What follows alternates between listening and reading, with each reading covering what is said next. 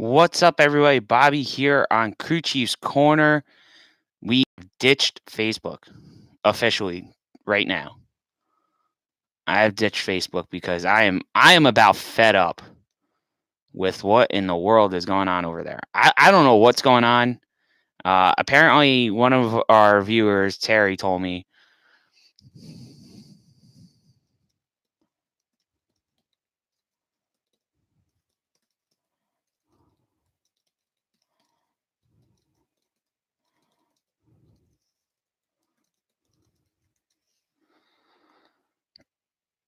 Craziness, absolute craziness today going on in the world of Facebook. I don't know what's going on with live, but we've been having problems. So we are coming over to what I hope is the more stable version in that. So let's see. I apologize. I don't know what has been going on, but we got people on here, so hopefully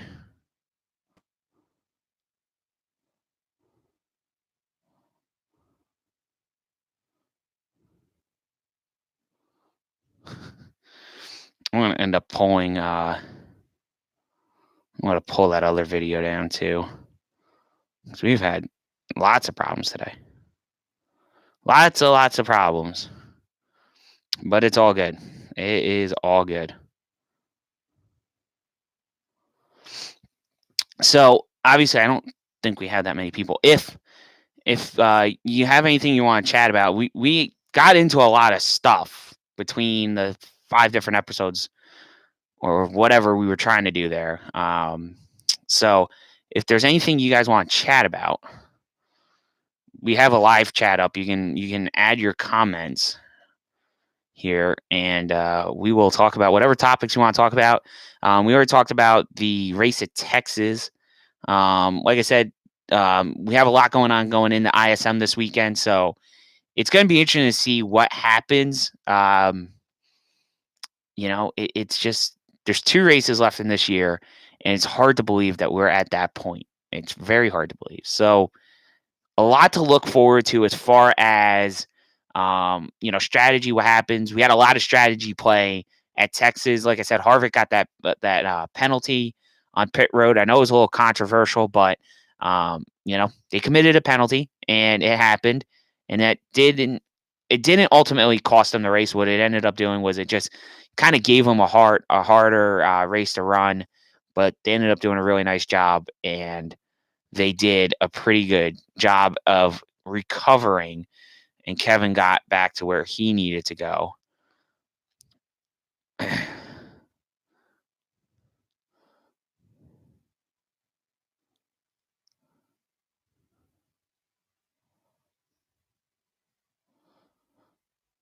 Sorry for that. I just got a message from somebody, so I was just trying to reply back to him. What we got going on?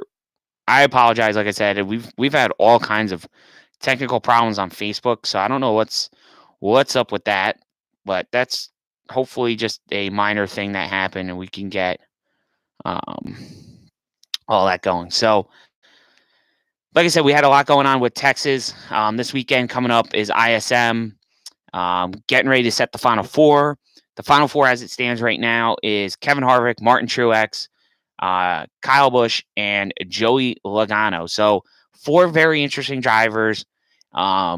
Basically, all 4 prior champions. Okay. So we will have a repeat champion, so to speak, out of the last 4 or 5 years. We'll win this championship as it stands right now. So there won't be a first-time champion unless somehow Denny, Ryan Blaney, or one of these guys can get that going. So give me a second. Yeah. Take care of this. I have one of my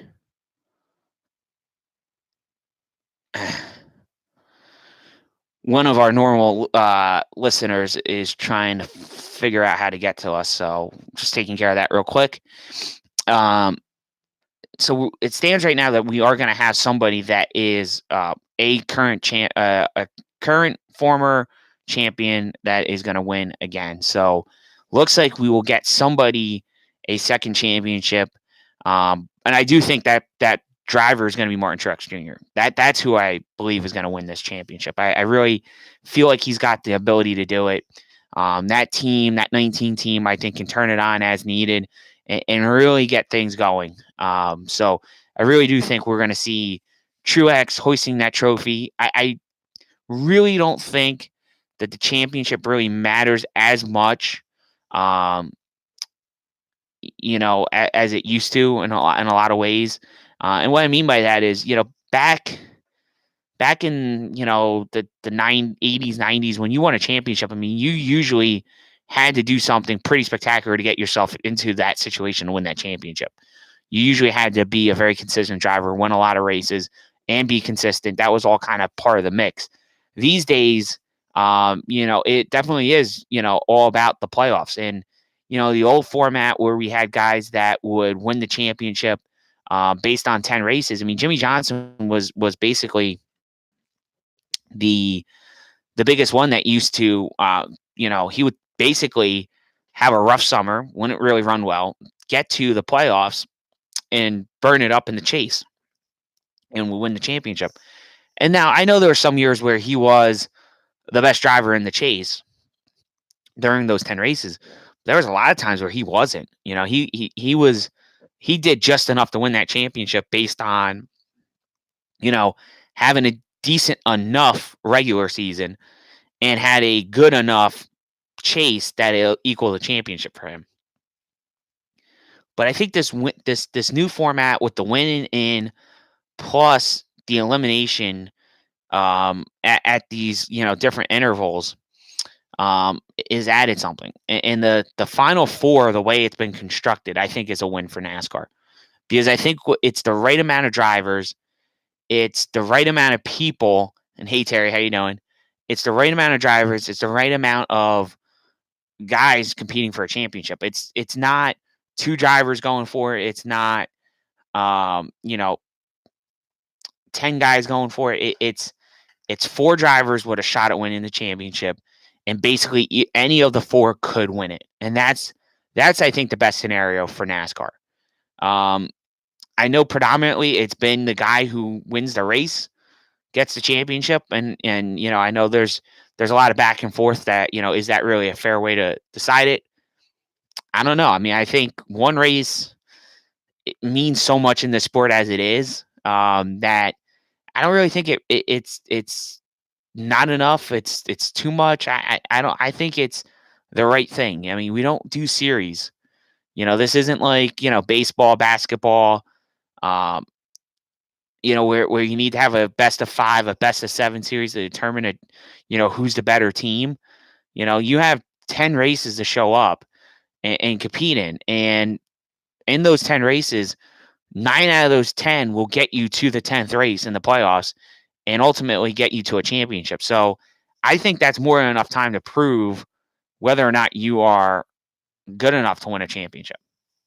And don't forget, these guys have 26 weeks to prove that they're good enough to be one of the top 16 teams. So, and I do think 16 is a little bit crazy. I think NASCAR in this, in whatever retooling we're going to start seeing, I think NASCAR has got to change the playoff number from 16 to like 14 or something, or make it 12 and make the Xfinity 10 or something. I think 16 is a little bit too much. When you got realistically 38 cars that are showing up each weekend, maybe 39 on our best weekends for entry list. That's, when you have 38 cars and you're, you got 16. I mean, that's almost half, you're almost letting in half the field into the playoffs. That's crazy. 42%. 42% of the guys that race on a consistent basis are getting in. And out of those 38 cars, there's maybe 30 guys that run full time each week in the Cup Series. So again, you're letting in almost half of the guys that show up every week. It's ludicrous. It's ludicrous. I mean, I think I think 14, 12, good enough.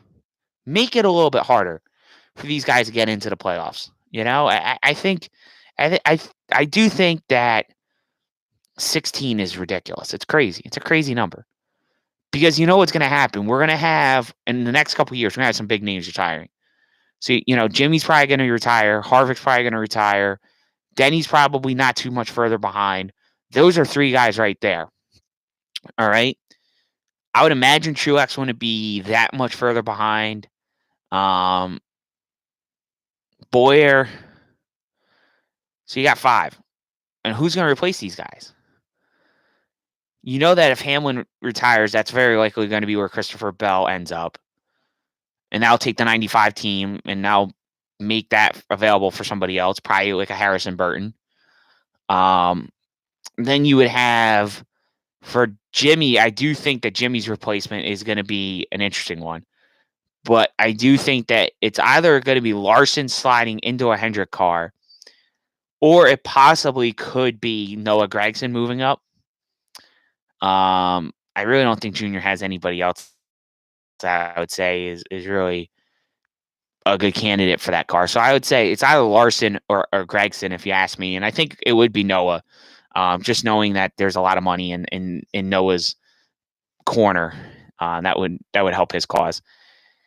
And then the other thing is that, Cole Custer's would probably replace Boyer or Harvick. But then my thing is the second driver, would it be a slam dunk to say Chase Briscoe would be that driver? Or who's to say that Briscoe somehow doesn't end up getting an offer to drive a Cup car at another Ford team? Because Briscoe's contract isn't necessarily tied to Stewart-Haas. It's tied to Ford. So he could go Penske. He can end up at Roush Fenway. It doesn't necessarily mean he's going to get a Cup shot at Stewart-Haas. I think that's his best opportunity, and I think that that's what Chase would want. But I don't know if that's what's going to happen. Something's telling me something's going to happen, and he's going to end up in another car. But I do think that you're going to see some major shifts, and I think that once we start seeing these younger guys move up, it's going to move guys up the ladder a little bit as well. I think you're going to see Austin Dillon, who's a guy that usually is hovering around that playoff bubble every year, might be a guy that makes it consistently. The other driver I forgot to mention was Newman. I mean, Newman's probably going to retire pretty soon too, as one of the only drivers that's left. Kurt Busch is another one. So, I mean, I've already said 7 guys right now that I can think of that are going to retire within, I'd say, the next 3 to 5 years. So, I do think we're going to see a dramatic shift in the sport, and I do think that the guys that are going to become the veteran drivers are going to be the Chase Elliott's, the Joey Logano's, Ryan Blaney.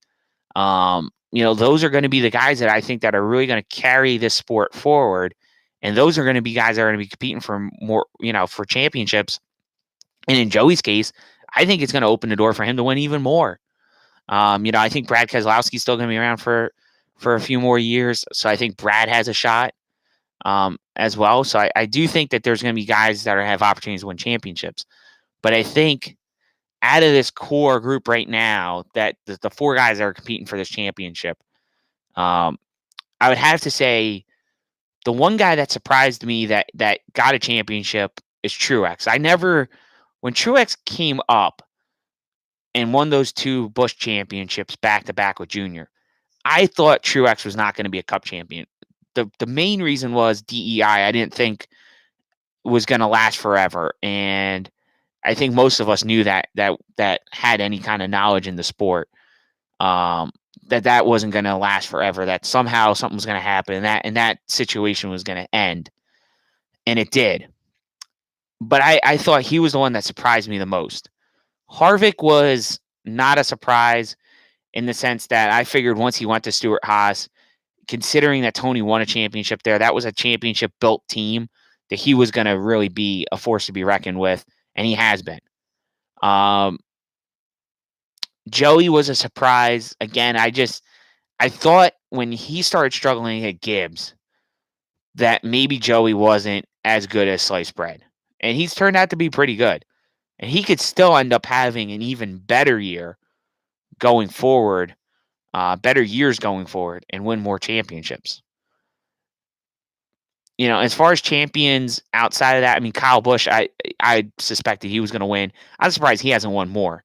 He would be kind of like my disappointment guy, because for as good of a driver as Kyle is in the Xfinity Series in the trucks, he's really not as dominant in the Cup Series. And I think a lot of that has to do, obviously, it's competition, but I think a lot of it has to do that Kyle does race, or had raced a lot on Saturdays and Sundays. I think that did hurt his Cup opportunity. I don't care what anybody says. I think that had something to do with it.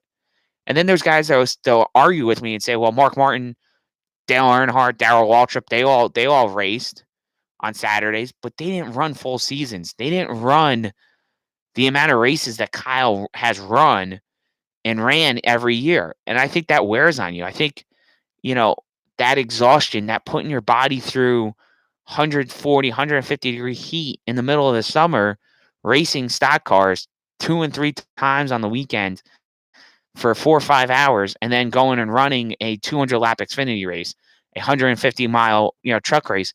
Those things are taxing on you. And, you want to be in your best shape come Sunday. And a lot of weekends, Kyle was worn out by the time he got to Sunday. And I'm not saying that he was physically worn out. I'm just saying mentally you get drained by doing it, that many days in a row. I would imagine that's what it would take. So, like I said, going into this weekend at ISM, I really do think you're going to see some interesting racing. It is a short track. I'm a lot like Dale Jr. in the sense that I really don't think that Phoenix should be labeled a short track. It is a mile in length. I understand it's not the mile and a half, but it's really not your typical short track that you think of. It's not your Friday night, Saturday night short track that we're all accustomed going to and watching a race at. It's a little bit different. The track is unique. The way it's laid out, the way it was remodeled, it is a unique racetrack. So it definitely adds a lot of excitement to the schedule. It makes the races much more enjoyable because there is that beating and banging, and there's guys that are going to run high and low as far as how they navigate turn one there, which is the dog leg. I think the start finish line is in a very unique spot. But that's what I think NASCAR is moving more and more towards, is creating these tracks as unique destinations for fans to go to. You look at what ISC, which is now owned by NASCAR outright, you see what they're doing. They're designing unique spaces for fans to hang out, to gather, to enjoy food, watch the race. They're moving it more mainstream. If you watch football, baseball, a lot of these sports, there's a lot of business clientele. There's a lot of big money that's going on at some of these sports events. And, you see a lot of people that aren't, watching the game. They're not, sitting right behind home plate anymore. They're, in the luxury boxes eating, or they're down below at the buffet line, like at Yankee Stadium. They're going down, they're at the buffet eating, food, and they don't care about that $800, $900 seat that they pay, that they're sitting in, because they didn't pay for it. And I think what NASCAR is trying to do is trying to bring experiences to the track and things that have worked maybe in other sports and under other industries, and tailoring it to the NASCAR community. One of the things I think that is going to be interesting to see as racing continues on, and we're going to see the hybrid coming in 2020, in 2022, the new cars coming out, in 2021, seeing a lot of these things in motion. It's going to be interesting to see what NASCAR does. I don't think that bringing back Nashville is going to be the solution that everybody wants it to be. I don't even think if somebody had millions and millions and millions of dollars at their disposal to redo redo North Wilkesboro, I don't even know if that would be the solution. I think what NASCAR has to do, I think um, they have to make it more fan friendly and really do stuff to promote the families because I look at one track that I think is really getting it right in Pocono. Pocono used to be a place that a lot of people don't like the track. They don't like watching it on TV. It's too boring. Well, newsflash, come to the racetrack. I guarantee you won't think the same thing if you're there in person. And the reason why I say that is you go to the racetrack and the race starts at 2, 3 o'clock in the afternoon. What are you doing? Pocono has a carnival setup that they have for their well, now it's going to be a doubleheader weekend starting this year. But up until this year, they've had carnivals there. And, they had kids rides and they would have, boardwalk style games, milk jug toss, all the stuff that you would get at a carnival, they had at the racetrack. And I saw a lot more kids at that race than I have in years and years and years. And yes, I know some of it is because they're letting kids get in for free.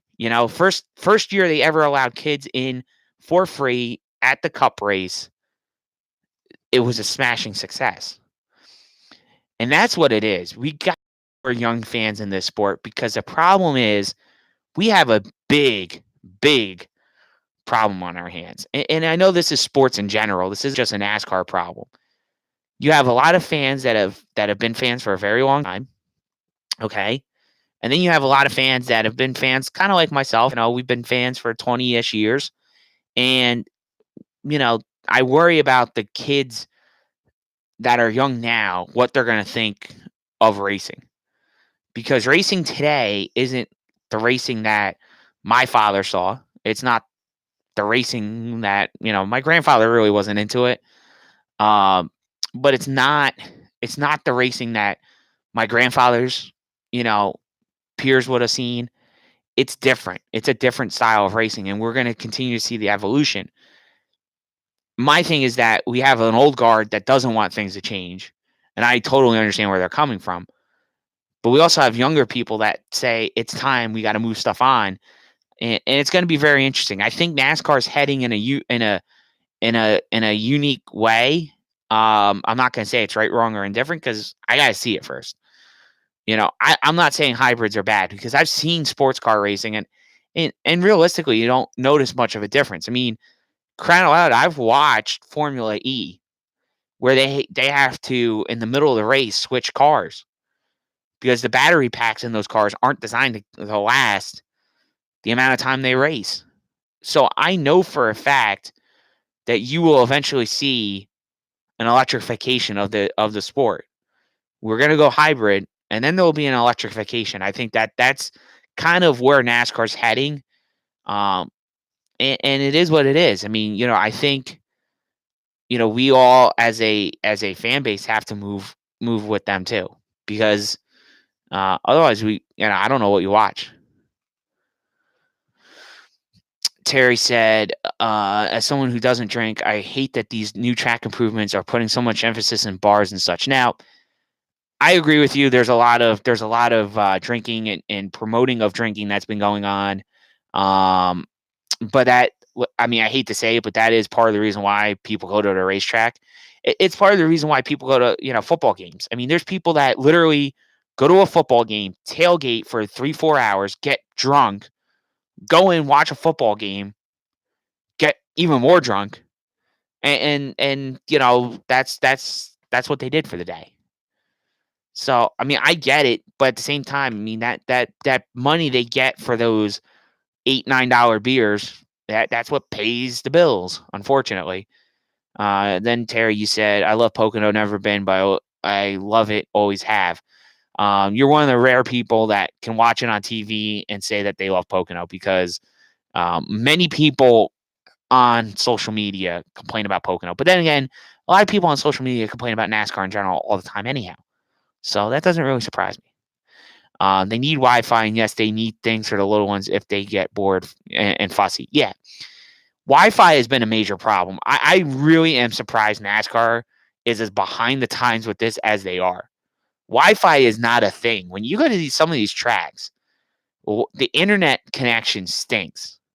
And I know back in the day, NASCAR never admitted this, or if they did, I missed the bulletin on it. But when Sprint used to sponsor the series, the only cell phones that would work at the racetrack were the Sprint phones, Sprint or Nextel. Those were the cell phones that worked. The ones that did not were all the other brands. So it's very sneaky what they did. You know, it was like, you want a cell phone that works at a track? Go get yourself a Sprint/Nextel phone. Those worked. Everybody else, you're out of luck, as they say. SOL. Craziness. Terry, she likes bigger tracks. I agree. You know, I do like the speed. You know, I went to Charlotte last year, and I don't know. I don't know how I felt about it, because I was more there because of the Coke 600. I really wasn't there because, it was Charlotte. You know, I was there. It was the Coke 600 Memorial Day weekend. It was probably a once in a lifetime opportunity that I had to go do that, and I was glad I did it, because I don't know when I'm ever going to be able to get to go to that, go there again. Talladega, Daytona.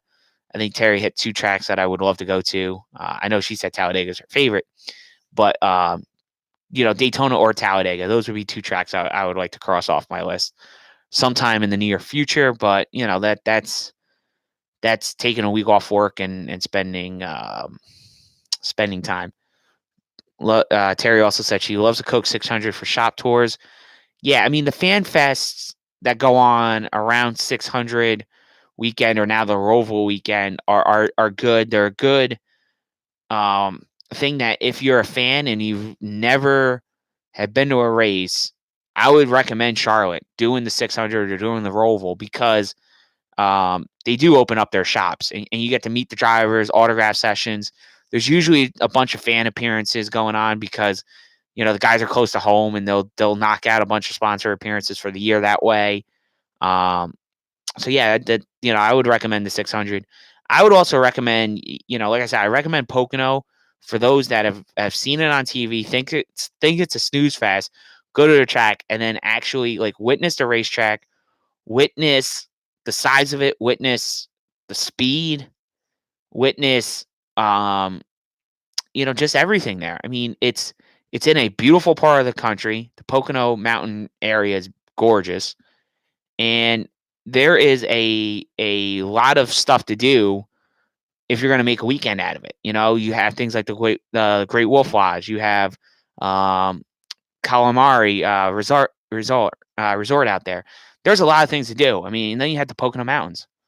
And if you're like me and you're in the trains, you go out to Scranton and you can go see Steamtown, or Diesel Town, as my dad and I call it. But we're not going to spend a lot of time on that stuff. Terry said, I've been to every shop, even to RCR and Welcome, to DEI and Randleman when Petty was there. I have been to most of the shops. The only shops I haven't physically been in is somehow I never went to Junior Motorsports when I was there. I drove by it, never went in. The reason why I don't think I went was I wasn't going to invest a whole bunch of time at Junior, because I think that was going to be the same day as Roush's Fan Day, if I remember correctly. It was Friday, and their Fan Fest, I wasn't really, you know, like, going to go for anybody in particular, so I was just like, whatever, I'm not going to go. But that's just me. I didn't go to Junior, but I did go to RCR.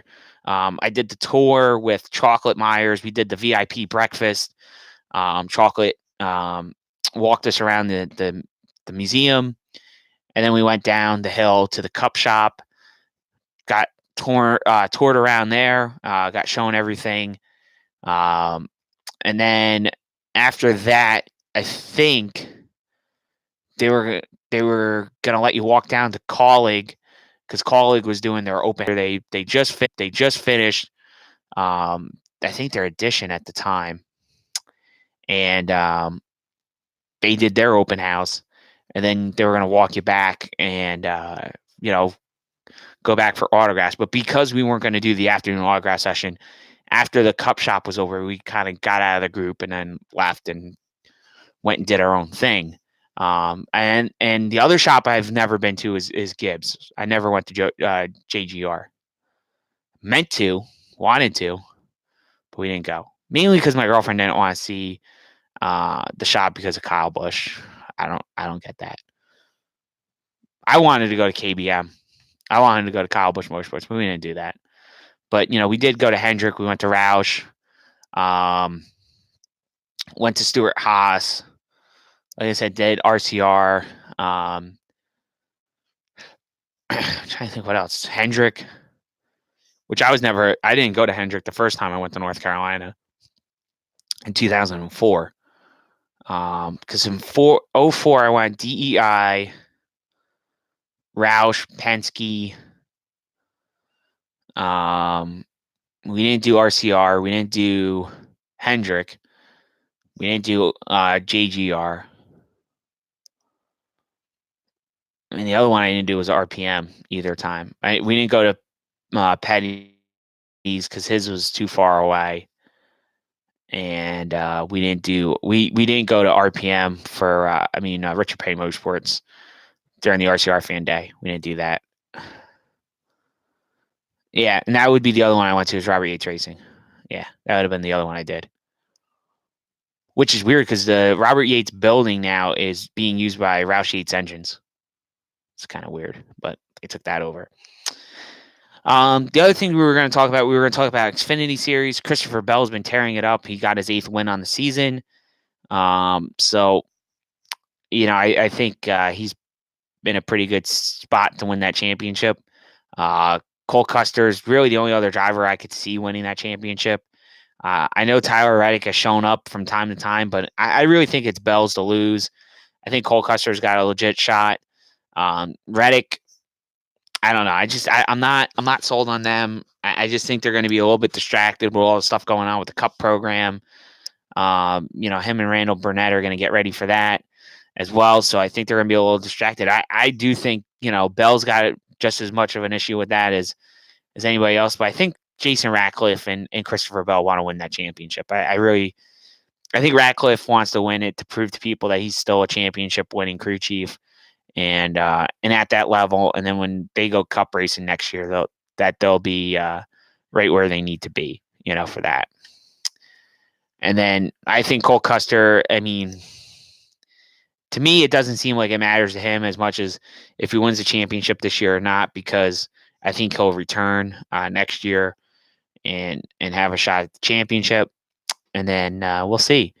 Truck Series, Moffitt to me seems like the driver that's gonna get it done. I want him to win this weekend. Plan B Sales is going to be sponsoring his truck. My name's going to be on the truck bed of that race truck. I've actually seen my name already on it, so that's kind of cool. So I'll be on there. They're doing a patriotic paint scheme to honor the veterans for Veterans Day, so that's going to be a kind of a cool a cool truck. Another cool piece of diecast that will be heading my way at some point in time, and that'll be the third one that I've had my name on, so that'll be kind of cool, and can't wait for that to get here. And then we have ISM we have ISM, and then we have Homestead, so we are rapidly approaching the end of the season. As far as like news and notes this week, nothing really major. We had confirmation that Stewart-Haas is going to help out Go Fast. And then that was basically confirmed that they weren't getting Cole Custer.